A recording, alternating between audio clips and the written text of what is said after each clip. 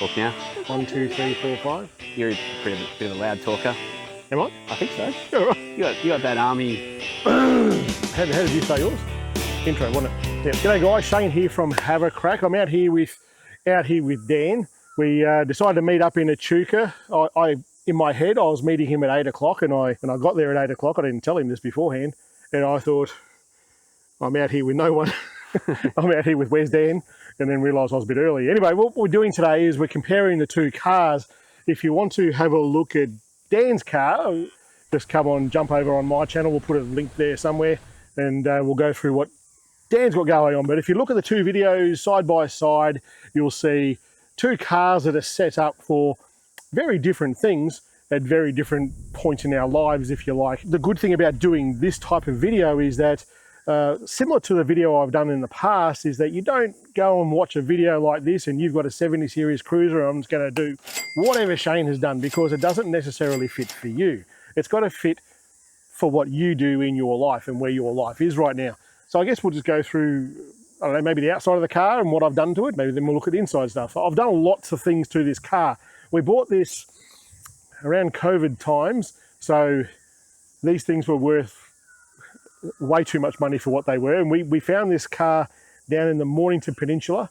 It's a 2012 76 Series Cruiser.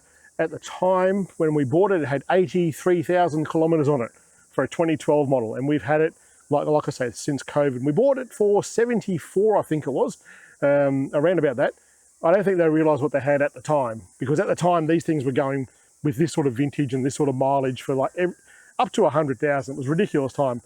Anyways, shall we have a look at the car? Around the front here, just like Dan's ARB bull bar. So when we bought this, it had exactly nothing done to it. It didn't have a bull bar, had nothing. The only thing actually it did have was tinted windows, but that was it. There was nothing else done to this car, which for a 70 series of that vintage was like rocking horse shit. There was none of them around. So on the bull bar here, I've got the GME UHF. Two spots. I was kind of big with the lights, and this is leading straight into everything is different for everybody else. Everyone's use case is different. So where I live, I will drive at night time quite a bit between this channel and my other channel. The other channel makes me go out bush at night time. So there's a lot of kangaroos and stuff around. So I want as much light throwing at the car as I can. These here, the steady lights all over this. These will push out to like 1.2 kilometers. And it's a believable distance. Like when I see street signs way off in the distance, they're quite bright. They do go a long, long way. And up on the roof, there's a 51-inch bar light. These are all independent, so they'll go on with the high beams, just like the legal case. But I can switch these on and these off, or have them both on.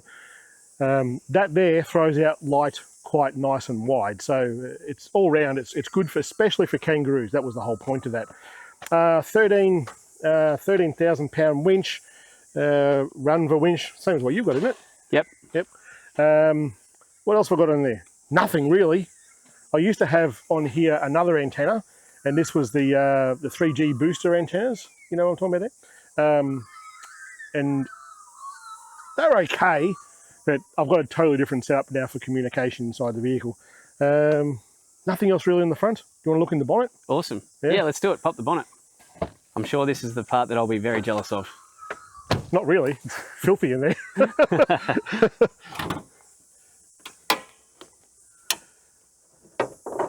In here, there is really not that much that's beyond stock. What have I got in here? I've got the isolator for the battery down the back here. I've got a fuel filter in there. I didn't go with a catch can. There was nobody around that could tell me with absolute certainty that the catch can actually does anything. So even my mechanic, who I trust implicitly, was like, yeah, it might make a difference, it might not. No one's actually done a test with A car, B car, exactly the same setup, and one without a catch can, one with a catch can, and no one can tell me if it's made a difference or not. As far as the engine goes, there's been nothing else done to it besides a tune.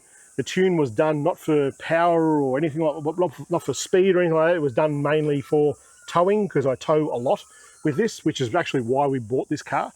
It was primarily for towing before I even started the channel. A heavy duty clutch. Other than that, that's it. Easy. Even with the clutch and the tune, again, that just the way you tune it will depend on what you use the car for. So you definitely notice a difference after the tune, but you notice it much more when I'm towing something. We tow a Sarah's horse float. There's a couple of horses in the back. It's a pretty good sized float, and now it tows it no problem. We'll carry on down the side here. I've got these bars on here. These are for, well, the same reason I've got so many lights over it. This is not so much for scrub brushes. This is more for kangaroos hitting the side of the car. And there's the TJM side steps. These here, the standard steps on the side of the Cruiser are very narrow. And where I live, I'm surrounded by dairy farms. So on a dirt road surrounded by dairy farms, and we get a lot of cow shit. So just when the cows cross the road. So front wheels on the old, with the old steps, front wheels would throw cow shit all up the side of the car, on both sides of the car. It was bloody horrible. I was having to wash the car every week. And now these here stick out just a little bit more. They're not past the side of the vehicle or anything. They're all very legal, but it stops. It was a surprising afterthought, I suppose, that, hey, this is stopping all the cow shit as well. The mirrors here are OCAM mirrors.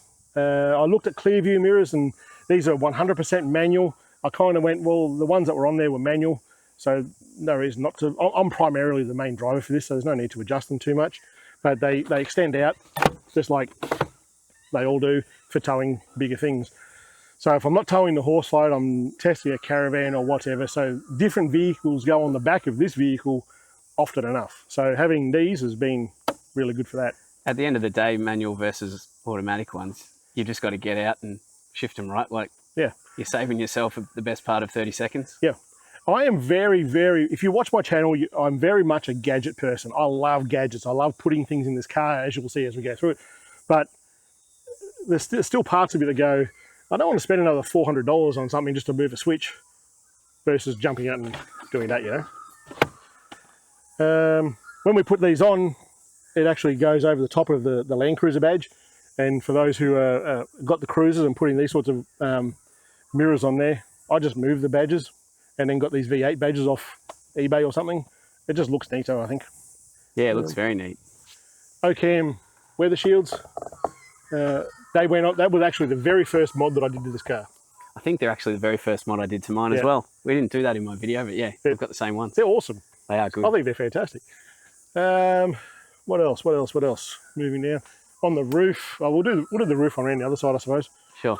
Suspension, this is Dobinson's suspension. I've done a 2-inch lift on this, and Falcon Wild Peaks, and they are ROS, what are they called? Assault, ROH Assaults. I'm pretty sure that's what they're called. They've got the fake bead lock around here. Some people like them, some people don't. I think they look pretty bloody good, to be honest. I like it in black, but I reckon when they're in gold or silver, they look a bit funny. Definitely look different. I looked at the different colours of these when we were doing this, and I kind of went, there's a black and white theme to the whole car. It would look silly to put a different colour on there, I think. Yep. What about the awning up there? Awning is a 30-second Storm Chaser awning. So this is also leading into a little bit of build the car for what you're using it for. So when I built this car, I was using just this car, and since then I spend all my camping time with a camper trailer. This gets used almost never now.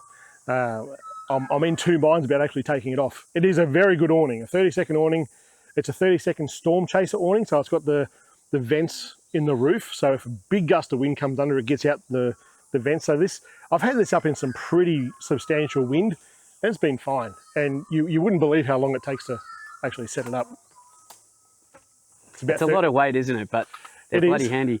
I'm the first to pay out on them with how much they weigh, but then I've been on a few trips where we pull up to camp in the wet, and you know we're all going to huddle around the one person that's got one. That's right. So it's like... Yeah. And what you touch on there is the weight, and the weight is the main reason I go, I'm not using this enough, I should probably take it off. The awning itself is fine. I think it's like 22 or 24 kilos, but there's almost that much weight again in the brackets that mount to this thing to hold it up here. So I'll talk to you about that when we get around the other side. We'll talk about the roof rack. We'll do the inside of this after. This is something I installed that just yesterday. Well, I'll talk about that when we get into the car. Up on the roof rack there, you'll see more lights. So these are steady rock lights, and this is another steady light, this bar up here. The lights on the back here are controlled from switches inside the back when we do that. And the one at the top in the middle is controlled from the driver's seat. So out bush at night time, reversing in amongst trees and stuff, that has been an absolute godsend to have. It's saved me knocking into so many things. Yeah, handy idea that. Absolutely. It's not meant for that. It's not meant for that at all. It's but it works perfectly for that. How do you like the reflective insulation? It's awesome. I reckon it would be, so I've done that mainly for the heat. So where we are, pardon me, where we are here in the summer, it's not unusual for us to get 40, 45 degree days here. And there's a fridge in the back of here, and it would work its absolute clacker off trying to keep up the coolness of the fridge when there's that much heat. And it doesn't work nearly as hard as it does with this on there. There is a significant downside of it though, and we'll talk about that in a sec. Carrying on with the roof rack. So it's all wedge tail, like your car, the Tradesman. This is the wedge tail is made by Tradesman. It is a fantastic rack. I've done a video about building this and how I've done all the wiring and everything. So these again are rock lights, wedge tail hand grips and light holders there if you like. And up on the roof I've got a solar panel. I've got the Max Tracks and the Starlink. That's what's up there. I don't tend to put anything up there for storage because of the whole camper trailer situation, the way that I camp now. All in all, this has been a bloody awesome roof rack. Anytime that anyone ever asks me about a roof rack, I say this. But the downside of this, if you put your camera up there and look just here, maybe go from the back so you can see it better. So you've got the bars that come across, and then there's this lip here. This lip here, when you've got these platform racks, that lip stops all of the other brands like Kaon, like, what's the other one I'm thinking of? The other platform rack? Rhino rack? Rhino rack. So all the accessories that go into a Rhino rack, they will fit this as long as they don't come over the edge, because those racks, they're all flat from the bars going across to the bars around the outside. This here has like a good 1/2 inch lip that it's got to go over. So all of the wedge tail accessories have that, they've allowed for that. What it does though, it adds more strength to it. So this roof rack will hold 150 kilos. The roof won't, but the roof rack will. It's saying that on paper it's 100 kilograms up the top. It's a gutter mount system. It will take a lot more than that, but legally you can only do 100. There you go. Yeah. Just like yours. Just like yours, actually, exactly the same. And just like mine, they're 100% Australian made, aren't they? Yep. Yep. Yep. And this one was 100% Australian built. It was built in my shed. What else? TJM. So ARB or TJM, it's potato or potato. The reason I go with TJM is a really stupid reason. My son's name is Thomas James. My last name is Mostyn. So the initials kind of fit. Ah. Yes. Anything else on here I want to show you? Nothing really. Let's have a look inside then. There we go. In the back, with the, like every other car, there are usually Facebook groups for those cars, and lots of people ask questions. That's how I get a lot of information about how to do things. One of the biggest questions that get asked about this model of car is how to get power from in here up to there. That's the most common thing, how to get power to your roof rack. Some people say pull this apart, and I would say that most people who pull this apart break it because they're older cars, they're a bit fragile, a bit brittle, and they'll tend to break them. So what I've done is over here, I've just got two core wire going up here. This is for the solar panel coming down, and over this side, because the voltage that's in this is virtually nothing, they're just for some LEDs, not for this one, it's for different ones, but just for these rock lights. Very small draw of power. This is actually just a trailer cable going up there. This here is Off-Road Systems, the whole fit out. So Off-Road Systems, they build these things custom per car. When I saw this on, I think it was Mad Matt, yep, he had a similar system in his 80 series or 100 series cruiser. At this point, I'll tell you how I actually afford all this stuff here to put onto this car. So we bought the car. The car was stock standard. There was nothing on it. And I was riding a Harley at the time. And I was part of a veteran motorcycle club. Sold the bike because the roads around here are just bloody terrible for motorcycles. So I sold the bike, and every dollar from that bike went into this car. So I spent like 20 odd grand of accessories on this car. This here, the fit out in the back of this is all a part of that. So this here is off-road systems. I got the idea, I saw a video with Mad Matt. I saw these guys also at a show. It was the Man from Snowy River Festival, I think it was. And they had a setup there, and I took some brochures off them and called them up when I wanted to do this. The main thing, because I wasn't having a camper trailer or anything like that, I wanted a table. That's a table. It's part of the fit out. Sometimes I'll put them here as well. So this is designed specifically for this car. So if you wanted a fit out for your car, just have a look at their website, Off-Road Systems. Systems? Yeah, Systems.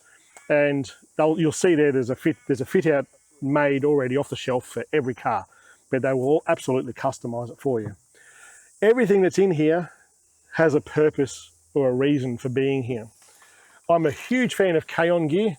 So these mole racks on the side, K-On, the shelf, K-On, the cargo barrier, K-On. In the last 3 cars that I've had this shelf and the cage on the back. Fantastic, purpose built for each car, and they go together like Meccano set. They're very, very well designed. In this one here, I've got all these bags up the top here that are made by K-On. They sent me them for a video, but they fit perfectly. They've got these little Velcro like labels that come with them, so you can put there whatever is needed in that case. These are the switches here that do these lights. There's a light here, light in the awning, light at the back, light on the right hand side. These lights all got put in here for being our bush, mainly for my other channel. It wasn't meant to be for this channel. I started recording videos when I built this. Wasn't sure if I was ever going to complete a channel here on this side. But these lights, if you watch any of my other channel, the Shayne Mostyn mobile photography, you'll see them when I'm out bush. They're like scene lighting for what I'm doing. As far as electrics go in here, got a 150 amp lithium down the side there. I've got a Red Arc DC charger. I've got an Egon hub. It's all down behind the chair. You can't see it, and I don't really want to pull it apart unless we really have to. But I've done a video all about it. How do you like the Egon hub? Egon, it made the install so much easier. Yeah, everything comes back to it like a hub. Works as advertised then? It works exactly as advertised. I'm actually really impressed with it. And the rest of it's Renogy. I'm a big fan of Renogy gear. Like the inverter's Renogy, the shunt is Renogy. I like Renogy gear. I'll probably end up... Renogy have this new solar panel. I don't know if you've seen it, the shade one. It works in the shade. Oh. And it works with like 70% more efficiency than anything else in the shade. Wow. And if you go up and just point the camera up on that panel, I washed this car like a couple of days ago. I guarantee you that solar panel's dirty. Yep. So I'm thinking if I put that Renogy shade one up there, it's probably going to work a bit better. I digress. The oven, I didn't know these are actually made in Bendigo. Are they? I only found that out on the weekend. But that thing is bloody awesome. If you got one of them, no, you didn't have one of them. No, the Travel Buddy. Travel Buddy is fantastic. Awesome bit of kit. And the mole bags on there from K-On as well. It's just a really good setup. Like it's this drawer here is all camera gear. This one here is parts for the car, tools, like jumper leads and shit. Just same as what you've got going on over there, I suppose. I think we've got the same jump starter. Yes, the JS80 High-Tech World. Yeah. And I reviewed another one a little while ago, and my son's got that in his car now. I think that's all I really want to show you in the back of here, I think. Having a built-out system like this is so convenient, isn't it, right? Like definitely when you convenient. know where things are. Yep. So my background with Army was with 113s, M113s. It's like a small armoured personnel carrier. And it's with Army, everything is all SOPs, like standard operating procedures. Everything has a place, and every place has something in it. And that's how I've approached this. So I know in the dark, if I want to find something, I know roughly where it is. Yeah. That's all I want to show you in here. These solar screens, I had a problem with these falling off all the time. Like the suction caps would just pop off. The the mole cages here help with that.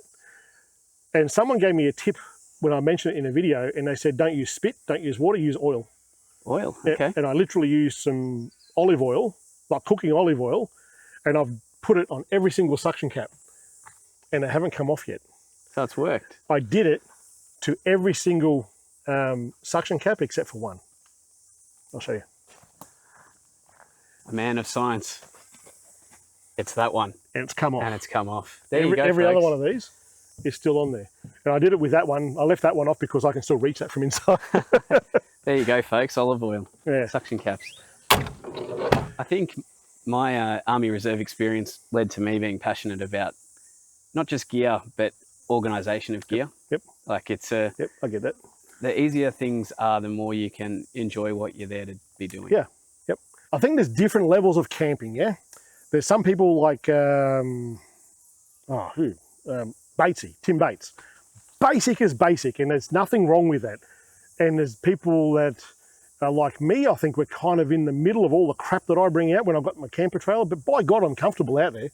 And then you got the caravans and all the stuff that goes along with caravans, and those people are equally as comfortable as well. I think you do what is right for you.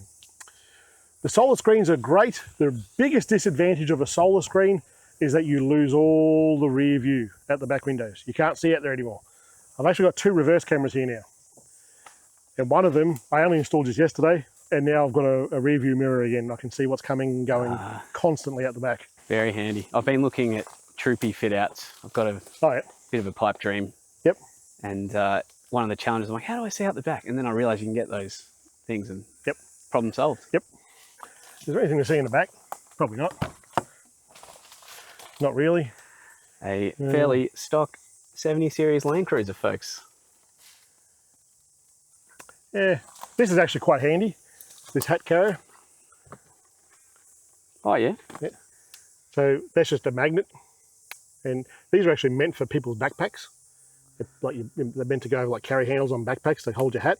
But I just put a zip tie there, and it holds the hat quite nicely. I used to have like ocky straps going across the top here and stuff, holding the hats. But that's just as bloody good. Yeah, perfect. Yeah. And super fit seat covers. Super fit seat covers, yep. I'll rate them. I think they're fantastic. I've had them on there for probably, I don't know, 4 or 5 months, I suppose. They're very comfortable. They're good, aren't they? They haven't creased up or anything. They're quite good. Super fit is quite an appropriate name for them. Yeah, absolutely. They are a really good fit. And I think it would have been a bit of a pain to do while they're in the car. So what we did them, you may have seen on the channel, if you follow my channel, I did the sound deadening on this car. And it was one of the things, when people say, the first thing you see on YouTube, like all these great big attention-seeking headlines and thumbnails, first thing you should do to your car, or first 5 things you should do to your car. And suspension's always the first thing. Suspension for me wasn't the first thing. It was way down the track because I didn't need it. There was nothing there really to do. But I'll tell you what, once I did it, I wish I did it earlier. And the other thing is sound deadening on this. So I had all that fit out in the back and everything else. And then I decided I'm going to do the sound deadening. So it was a bit of a mammoth task between my son and myself. And we had the seats out when we did that. So it was heaps easy to fit those seat covers. If you've got a 70 series, this rubber here, this is from the Cruiser Company? Cruiser Company, No? maybe. Something like that. I'll get Dan, this is your video, isn't it? I'll get Dan to put that in the comments. It's a Cruiser store? Maybe? Can't think. Sounds right. Yeah. They made a huge difference. The original snorkel that comes on a 70 series is not actually a snorkel, it's just an air intake and for the filter. And that makes a horrible noise. It's a really loud, bloody awful thing. And this here still makes a bit of noise, but with those door seals, this is like driving now, I'm sure, like driving that. It's so much quieter in here now than what it was before. For Sarah and I to drive along, we'd be almost yelling at each other. Should I go to the other side? Yep. Yeah. Where to start? You going? Oh, you're ready. Whenever you're ready. In here, we have done a lot. It's a very agricultural vehicle out of the box. I think a 70 series LandCruiser is the sort of car you're going to spend 70 grand on, then spend 70 grand on again to make it where you want it to be. But we went through a process a little while ago about changing the car over, and we looked at like Isuzu D-Maxes and things like that. and none of them would give me the brrr that the V8 does. So it was like, we're staying here. We'll go through it, I suppose. We'll go through the top to bottom. I installed this just yesterday. This is an Aussie company. What the hell are they called? I can't think of what they're called. So I was looking at Wolfbox. That's a Chinese company. And this was about $100 more. And I got it from the caravan show in Bendigo. I was happy to pay a bit more. It's an Aussie company. He gave me a little bit of discount because I'll throw it into a video at some point. But this here is now my review. That's the other camera that was at the back there, the longer one. Oh yeah, yep. Down from, so this is on. As soon as I turn the ignition on, it's on. It's on all the time. So it's not just when you put it in reverse. Above in front of the driver there, similar to what you've got set up. This is what I was saying with your video. We have similar things. I think that's identical. You've just got a different color there. Yep. It's a great bit of kit. I just keep my glasses in there when I go camping. I've got pocket knives and things like that in there. That's the blacksmith dash organizer. I think it is blacksmith actually. Yeah. Yeah, pretty sure. Yep. What else we got going on down there? I put cruise control on this a little while ago. Just there on the steering wheel is the only part you see it. And it has been, until you drive a car with cruise control and then you drive a car without a cruise control for a while, you go, I really miss cruise control. And it's made a huge difference to that. It's basically bringing this farm ute, farm truck into the modern world. Even if you consider yourself an off-road enthusiast, the majority of your driving is going to be on bitumen. Of course. So getting there, yeah, as safe as you can and rested as you can, so you're not economical. Yeah. Once you use the cruise control, you're using less fuel. That's right. Yeah, your foot's not doing this all the bloody time. Is there anything else I installed over there? Don't think so. So this head unit here, I installed. Is the video out for this yet? I can't remember. There's a video. If it's not out, it's coming.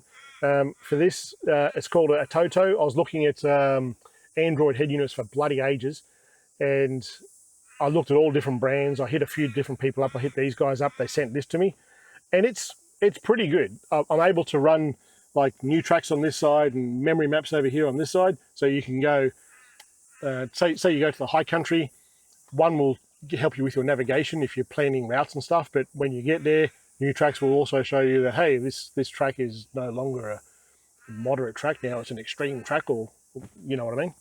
So it's been quite good. I use the Starlink on the roof. This is Wi-Fi to the Starlink on the roof. It does do Android Auto, but Android Auto, if you don't know, when you use wireless Android Auto and wireless Apple CarPlay, it actually takes the wireless connection from the head unit, which if you've got no cell service somewhere, it's pointless. So it's hooked up to the Starlink and it uses virtually no data, so it works quite well. This here, the center console here is from Cruiser Consoles. Yep. It's awesome. There's nothing else to say about that. It made a huge difference just having somewhere to put your arm, just like what you were talking about with your elbow. It's somewhere to move a little bit different. 2 cup holders, which is a whole one more than what it actually comes with. And something that you watch people's videos, or you watch things on TikTok or Instagram and stuff, and you see things that people do and you go, that's a bloody stupid idea. I would never do that. And one of them I did. And by God, I was surprised how much of a difference it made. And that's just a gear stick extension. It made the gear stick about 2 inches longer than what it actually is. And you wouldn't think that would make a difference. But not doing this sort of thing, it's just so much more comfortable to drive. It's just like you don't need to move as much. And just ducking down to the shops, no big deal. Doing a longer trip, it's a bigger deal. I changed these over as well. The handles just so there's white, so on a darker night you can see exactly where things are going on if you haven't got it by feel. Is there anything else in here that I need to show you? I reckon if the stick was too short, I reckon my middle back, you'd be sort of hunching at a slightly weird angle at a time. Yep. You know, it's probably good ergonomic benefit there. Yeah. This is the microphone for the head unit. This is a remote for the head unit. You'll see there's no buttons on this. That's the only thing that I don't like about this. Well, there's a few things I don't like about it, and that's all in the video, but the main thing is no buttons. No buttons? Yeah, it's all touch screen, which I wasn't overly happy about. So I asked them to send me this, and this is like the volume and the other radio controls that you would normally use. I think that's about it, mate. Oh, down the other side there, I've got the fire extinguisher, the K-on fire extinguisher, or the fire extinguisher bracket, and the fire extinguisher. I do love the the rear view camera. It's a great idea, even for someone like me who often has canvas bags stacked to the ceiling. Yep. Yeah, true. It'd be handy, and for my wife, just getting around town, like having a decent view out the back from that higher up point of view could be good. This here is I'll remember the name of it and I'll message you with it. But this is purely just a reverse. It's a rear view camera. So he installs these in mines and stuff a lot, apparently. The other brands that are around, like Wolfbox, it's like I said, Chinese company, they are all about dash cams.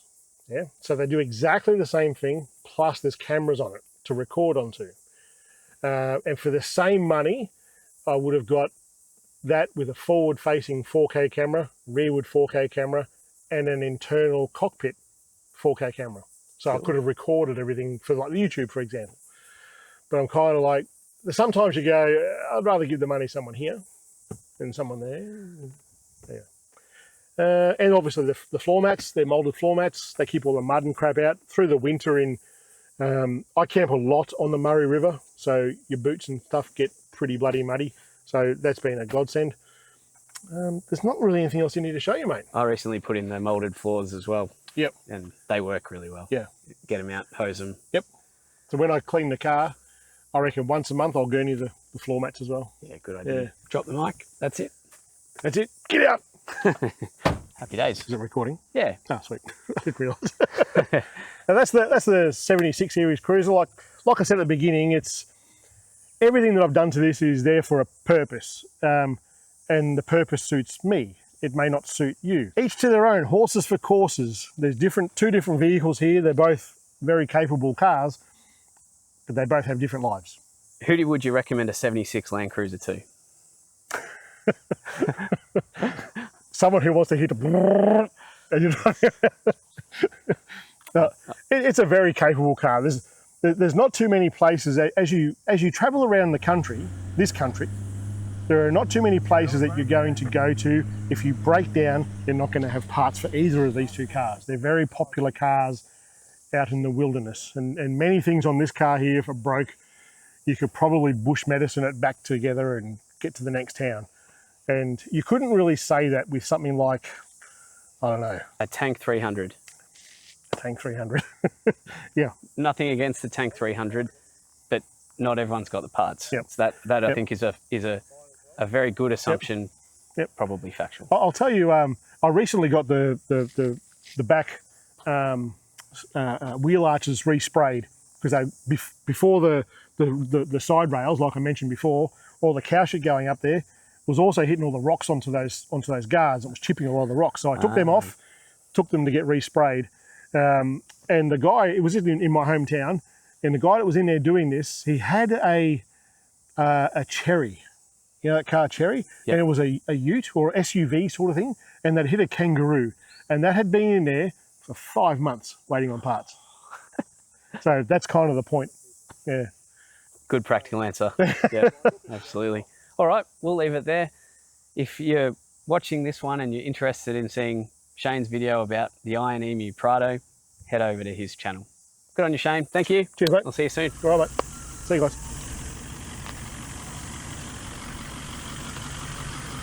See you, mate.